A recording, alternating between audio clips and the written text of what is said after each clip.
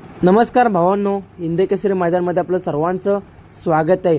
तर भावांनो, आज मौजे आसू येथे भव्य दिव्य असं ओपन बैलगाडी शर्यतीचं मैदान संपन्न होत आहे आणि या मैदानामध्ये आपल्या सर्वांच्या लाडक्या देव रुस्तम द्वादशी हिंदकेसरी बकासूरने गटपास केलेला आहे. आज पायरा देखील चांगलाच होता. संतोष शेठ टोरकर ठाणे विटावा यांच्या मल्हारसोबत काल हार झाली होती, परंतु आज पुन्हा एकदा पळण्यासाठी सज्ज झाले आणि गट क्रमांक 7 मध्ये पळून गटपास झाले.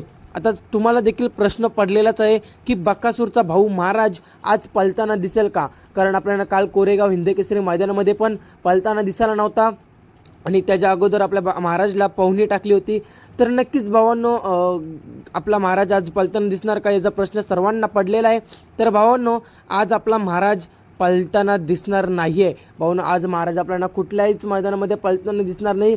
महाराज आता सध्या आरामावर असणार आहे, कारण महाराजला पवनी दिलेली, त्यामुळे महाराज आपल्याला कुठेच पळताना दिसणार नाही आणि लवकरच महाराज पळताना दिसेल. मैदान समजल्यावर लगेच अपडेट घेऊन येऊ. आज महाराज कुठेच पळताना दिसणार नाही. बकासूरला सेमीसाठी शुभेच्छा. धन्यवाद भावांनो.